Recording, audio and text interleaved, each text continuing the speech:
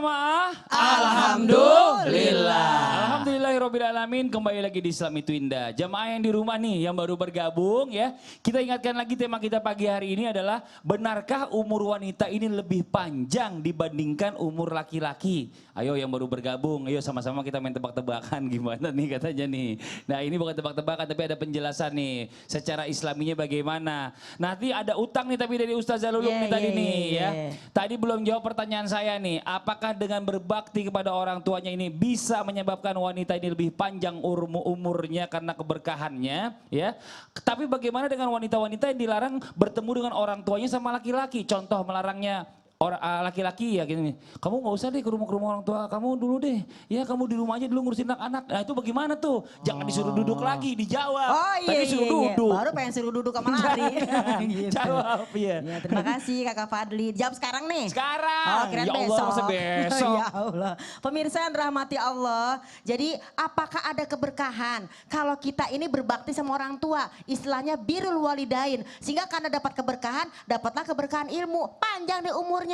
Apa bisa kayak begitu? Ya bisa lah. Kan udah ada dalam hadis yang namanya kita dapat memanjangkan yang namanya umur kita, memberkahi rezeki kita adalah dengan cara itu tadi, silaturahim. Kan gitu, silah menyambung, rahim yaitu kasih sayang, yaitu orang tua kita sudah yang namanya mengandung kita di rahimnya. Jadi masa sama orang tua kagak mau yang namanya bersilaturahmi, sombong amat. Dulu waktu belum nikah aja deh, manja sama orang tuanya. Ya kan, udah nikah, belagu amat kagak mau nengokin. Masalahnya pemirsa. Maaf ya Bib. Masalahnya ketika sebagai seorang istri ingin berkunjung ke orang tuanya. Ini banyak banget kejadian ya, kadang-kadang seorang laki-laki suka apa ya namanya ya, menggunakan kekuasaannya melarang seorang istrinya untuk keluar rumah padahal dia mau ke rumah orang tuanya. Tergantung situasinya. Kalau situasi pandemi seperti ini misalnya, orang tuanya mungkin di luar kota, kita tinggalnya di sini seorang istri, kemudian suami bilang udah deh jangan ke sana dulu deh. Karena ini suasana lagi kurang kondusif. Udah ntar aja, kan masih bisa pakai video call segala macam. Kalau situasinya kurang kondusif, boleh-boleh aja ngelarang. Tapi kalau dalam suasana yang normal, tidak boleh juga terlalu melarang seperti itu. Ada sih salah satu hadis dari Umar bin Khattab radhiyallahu anhu. Ketika ada seorang wanita izin gitu ya untuk ke rumah orang tuanya ya, salah satu peristiwa gitu, maka Umar menjawab, la tamna'u ima'akum ilal masajid, la tamna'u nisa'akum. Janganlah kalian melarang istri kalian, perempuan kalian untuk pergi yang namanya mengunjungi keluarganya. Salah satunya apa? Yaitu mereka menuju ke masjid, berarti ibadah. Ke rumah orang tua juga ibadah. Artinya apa? Kalau emang itu suatu ibadah dan disyariatkan, mungkin orang tua lagi sakit ya kan? Masa kagak kita tengokin? Ya kan? Nah kalau memang suatu seperti itu. Jadi jangan juga terlalu melarang. Kecuali kalau dia mau perginya maksiat. Baru larang. Ini ke rumah orang tuanya. Silaturahmi. Masa kagak boleh sih pemirsa? Jadi kembali lagi yuk bisa diomongin. Kalau memang dia kecentilan perginya itu baru dilarang. Tapi kalau dia ke rumah orang tua silaturahmi, hadis sudah jelas tadi dari Ibnu Umar ya, dari Umar bin Khattab radhiyallahu anhu. Jadi kalau memang ada salah satu contoh, melarang kalau begini, boleh kalau begini, nggak boleh kalau begini, tinggal diomongin deh tuh. Namanya laki bini, masa iya sih sampai keluar ngomongannya, Kak Fadli, masa tuh aku tuh ya, suami aku tuh ya ngelarang-larang aku. Jangan ngomong sama aku, ngomong sama suaminya sendiri. Makanya, kok ceritanya sama aku boleh, kan? gitu ya, Nah, gak boleh. Nah Ya ini kan? yang gak boleh. Jadi kalau ada persoalan dalam rumah tangga, sebaiknya diomongin lagi. Jadi boleh gak sih? Boleh kalau situasinya. Karena namanya umur ini keberkahan dapat dari suami juga dapat dari orang tua. Walaupun dalam surat Al-Fatir ya, surat Fatir dinyatakan ya bahwasanya wa ma yu'ammaru min mu'ammarin ya illa fi kitab. Tidak ada seseorang yang berumur panjang dipanjangin umurnya, wa yungqasu min umuri, dan tidak dikurangi umurnya kecuali semuanya sudah tertulis dalam kitab Lauhil Mahfuz. Masa iya sih dengan kita bersilaturahmi umurnya panjang, kata siapa? Lah yang ngomong juga Allah Subhanahu wa ta'ala. Semua sudah terkitab dalam kitab Lauhil Mahfuz. Tapi itu bisa dirubah. Tadinya dia sakit-sakitan, tadinya dia menahan perasaan rindu, kan jadinya sakit. Dengan dia ketemu orang tuanya jadi sehat. Orang tua juga kan anak rindu sama anak. Disinilah yang namanya panjang umur tidak hanya namanya angka. tapi keberkahan. Ya Allah, karena ketemu sama anaknya, ketemu orang tuanya, dia jadi sehat ya kan, girang dia. Bener. Itu yang bikin dia jadi panjang umur sebenarnya. Saya pernah dengar juga satu riwayat yang mengatakan bahwa tadinya dibilang umurnya udah tinggal sekian hari lagi gitu ya kan. Gara-gara dia silaturahim tiba-tiba kok nggak meninggal-meninggal. Itu. Ternyata gara-gara silaturahim itu katanya umurnya jadi tambah katanya. Itu Ini Masya dia. Allah. Jadi jangan jangan main-main sama silaturahim. Jangan main, gitu. apalagi kalau ada orang sampai putus hubungan sama orang tua, jangan Nauzubillah sampai min nauzubillahi min zalik. zalik. Jadi ini umur ditetapkan oleh Allah dan dalam surat lain dinyatakan yamhullah mayasa, Allah bisa menghapus sesuai Masya dengan Allah. kehendaknya. Nah sekarang nih kita mau coba ajak jamaah juga nih. Ada sebuah artikel kisah nyata Azlina gadis Bengkalis yang mati suri selama 2 jam. Coba kita baca dulu nih ya. Sempat dinyatakan meninggal dunia Azlina alias Iin 23 tahun ternyata mengalami mati suri selama 2 jam dan koma 2 hari 2 malam.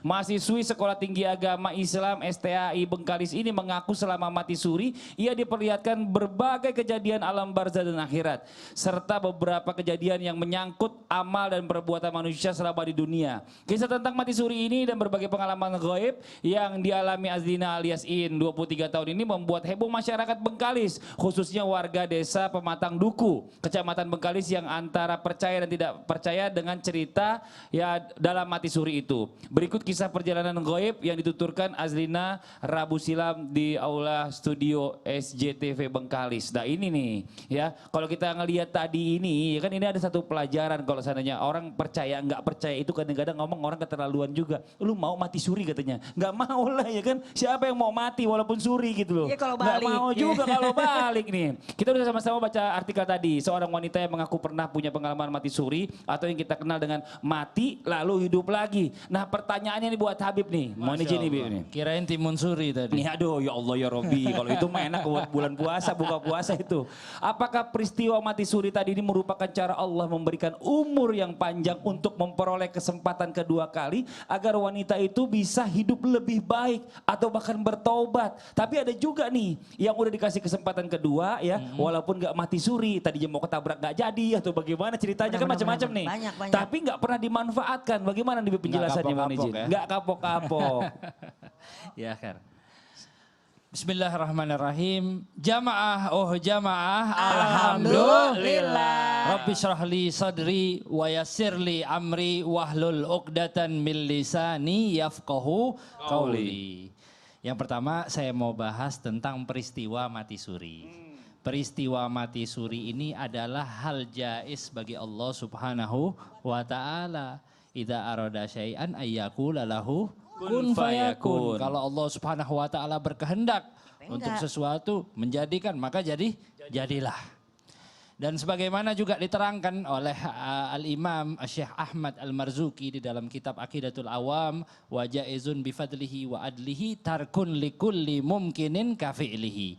Dan termasuk hal yang jais bagi Allah Subhanahu wa taala dengan anugerahnya, dengan keadilannya Allah Subhanahu wa taala adalah Allah Subhanahu wa taala melakukan hal tersebut atau meninggalkannya. Terserah Allah Subhanahu wa taala mau jadikan atau tidak jadikan. Nah, ini perkara mati suri ini merupakan perkara yang bukan hal baru. Bukan hal baru Mas Fadli. Bukan hanya kejadian di Bengkalis. Betul. Tapi sudah terjadi juga di zaman-zaman sebelumnya. Allah. Bahkan di zaman Nabi Isa juga kita tahu. Betul. Nabi Isa menghidupkan daripada orang yang telah mati. wafat. Dan juga sebelumnya juga, sebelum zaman Nabi Isa ini ada dikisahkan bahwa kelompok daripada Bani Israel, pemuda-pemuda yang mana mereka ini melewati terhadap satu pemakaman. Nah ini juga diceritakan di dalam hadis yang diriwayatkan oleh Al-Imam Abu Daud dan Ibn Abi Syaibah. Dan subhanallah ketika mereka melewati daripada pemakaman ini, mereka ini pengen tahu gimana sih orang pernah mati. Akhirnya mereka berdoa kepada Allah Subhanahu wa taala, mohon kepada Allah Subhanahu wa taala, doa-doa munajat dan lain sebagainya. Akhirnya subhanallah di hadapan mereka orang yang udah meninggal tuh dari kuburannya bangun. Bangun begitu bangun. Kalau kita udah ngacir Oh, udah itu. kabur ini, bukan main-main nih. Dan subhanallah di dalam hadis dijelaskan bahwa orang ini subhanallah terlihat daripada asar sujud. Oh, cakep. Jadi orang ahli ibadah ini. Dan jasadnya masih utuh subhanallah. Dan akhirnya ketika orang ini bangun, orang yang wafat tersebut bangun, itu dia bilang, ya haula, wahai orang-orang yang ada di hadapanku, engkau ini mau ngapain kata dianya. Kok minta sama Allah Subhanahu wa taala agar aku ini dihidupkan sedangkan aku sudah wafat selama 100 tahun. Dan subhanallah kata dianya, sampai saat ini aku masih merasakan bagaimana panasnya rasa kematian. 100 tahun. Masih ngerasakan bagaimana panasnya rasa kematian. Bahkan kalau orang mau wafat itu disebut merasakan yang namanya sakratul maut. Bahkan diceritakan bahwa sakratul maut ini rasanya bahwa setiap urat kita ditusuk dengan duri. Ini rasanya sakratul maut. Allahumma hawin alaina fi sakratul maut. Amin. Mudah-mudahan Allah Subhanahu wa taala lembutkan keadaan kita ketika kita menghadapi daripada Amin, ya sakratul Allah. maut. Dan juga sebenarnya dalam proses mati suri kita sering mengalami yang namanya mati suri. Apa itu? Singkatannya apa? BOBO? Bobo. Iya. Berarti kalau tidur itu kita sama dengan mati suri. Makanya ketika kita mau tidur doanya Bismika Allahumma ahya wa bismika amut. Ya Allah dengan namamu aku hidup dan dengan namamu juga aku mati. Dan subhanallah diterangkan di dalam kitab Durratun Nasihin bahwa orang itu memiliki 3 ruh. Ada ruh yang namanya ruh sultaniyah, ada ruh rohaniyah, ada ruh jasmaniyah. Nah ketika orang wafat ataupun orang wafat dalam keadaan tidur nih, dia itu ruh jasmaniyahnya itu berjalan, tajawal. Dan subhanallah makanya kita kadang mimpi ada yang masuk ke akal, ada mimpi yang nggak masuk akal. Nah ini mudah-mudahan Allah Subhanahu wa taala jadikan tidur kita tidur-tidur yang Amin, baik ya Allah. Amin. dan diwafatkan dalam keadaan husnul khotimah. Amin. Tapi ini di masalahnya ya kadang-kadang orang udah dikasih kesempatan gitu ya kan. Orang udah dikasih tahu cerita. Kan gak harus kita yang ngalamin selalu kita Iya, namanya benar. belajar. Bener gak? Bisa kita belajar dari orang lain. Orang mati suri ya kan. Dia udah melihat alam barzah bagaimana, neraka bagaimana. Dia cerita, dia takut, dia pengen taat beribadah. Masa kita harus mati suri dulu ya? Iya, benar, benar, Janganlah. benar. Janganlah. Iya. Kita kalau orang yang beriman kita udah yakin, udah percaya aja udah. Bismillah ya kan. Bahwa dia ngelihat dan kita menambah keimanan kita akhirnya kan Gitu, begitu nih benar. Masya Allah. Sebagai Ini tanda-tanda bawaannya kekuasaan ya, Allah ya gitu bawaannya jadi netizen mau nyinyir aja gitu loh. Ini nih yang kadang-kadang nih yang salah nih buat kita nih yang harus sama-sama kita perbaiki diri kita. Harus bisa menerima masukan dari orang lain. Kalau memang itu baik Betul. gitu ya. Ini Masya Allah nih buat jamaah yang ada di rumah nih. Sekarang waktunya kita mencoba menghubungi jamaah yang sudah mengirimkan pertanyaannya di media sosial Islam itu Indah. Yang mau curhat online. Wah, langsung aja kita coba sudah tersambungkah? Assalamualaikum, selamat pagi. Ya, Waalaikumsalam warahmatullahi wabarakatuh. Wah, ini dari mana Mas? Dari daerah mana ini? Kabupaten Wajo, Sulawesi Selatan, Pak. Oh, Sulawesi Selatan. Ya, Di Pinrang? Wajo. Oh, Pak di Ustaz. Wajo. Di Wajo, silakan. Di Sengkang, kita pernah ke sana. Iya, silakan curhatnya. Ini Abang. Ya, kasih. Ya, Assalamualaikum warahmatullahi wabarakatuh. Waalaikumsalam warahmatullahi wabarakatuh. Ya, pemirsa Islam itu indah. Semoga kita semua diberikan kesehatan. Amin. Amin. Ya. Izin curhat Pak Ustaz. Iya, Silakan. silakan. Ini Pak Ustaz. Saya kan punya teman. Iya. Saya itu menaruh suatu kegabungan sama dia Pak Ustaz. Tapi saya cuma bilang untuk kita temenan aja gitu. Nah, tapi sampai sekarang sih masih kepikiran terus. Ya, mohon petunjuknya Pak Ustaz. Wah, ini agak sedikit membingungkan sebenarnya. Jadi sebenarnya ini coba saya jabarin dulu nih Mas ya. Mas ini naksir sebenarnya sama nih cewek gitu. Betul. Cuma Mas ini sebagai laki-laki yang baik ya, nggak mau yang namanya pacaran, nggak mau melukai hati perempuan itu betul. Ya, betul. Jadi nggak mau mengungkapkan perasaan belum gitu ya? Ya, ya. Ya karena pengen berteman aja tapi kok kepikiran terus gitu ya Mas ya? Apa yang Ya, harus ya. dilakukan begitu ya? Bener ya? Ya. Oh ya Allah, bilang aja jatuh cinta. Udah nikah belum? Ya belum lah. Oh belum? Ya wajar. Coba Habib nih, Bib jelasin nih Bib nih. Kasih tahu Bib gimana caranya Bib. Pertanyaan milenial. Bang. Pertanyaan milenial. Allahu Akbar. Silakan Bib. Baik. Ya, abang kita yang ada di Sulawesi Selatan dan kepada para jamaah Islam itu indah yang dicintai oleh Allah Subhanahu wa taala. Jika kau punya rasa cinta Asik. dan jika kau suka terhadap seseorang, jangan lupa untuk mengungkapkan kesukaanmu itu terhadap orang tuanya. Oh. Jadi kalau suka jangan suka sama anaknya. Jangan ngomong sama anaknya. Iya, Ngomongnya ngomong sama orang abahnya. tua. Biar langsung Biar jadi. langsung jadi. Kalau Mas Fadli mungkin kalau ngasih HP ke istri suka ya? Suka dia. Apa handphone ya? Handphone Nah, saya kalau kasih. kadang-kadang orang pacaran sekarang ngasihnya HP harapan palsu. Oh, jangan kasihan dong, gitu. Nah ini gimana nih Mas? Udah pernah ngomong sama orang tuanya belum? Belum sih, karena belum siap, belum berani. Kenapa belum berani Ji? Why? Itu Masih belum siap. itu saudara pada nonton semua itu Ji. Mana Bismillah, Ji? bismillah. Marwat lah daun rona. Mereka tuh laba-laba. Rame, banyak orang lewat-lewat.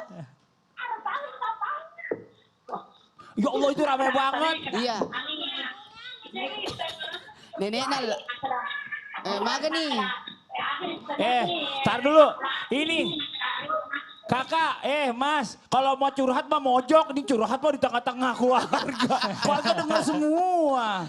Ustazah Lulung coba dibantu ini jawabnya Ustazah Lulung, silakan. Sebagai laki-laki pemirsa, ya mohon maaf nih, kalau kita mendem perasaan, kalau kita panjang umur, tak kalau kita misalnya maaf kate nih umur kita pendek, seret gitu kan ya.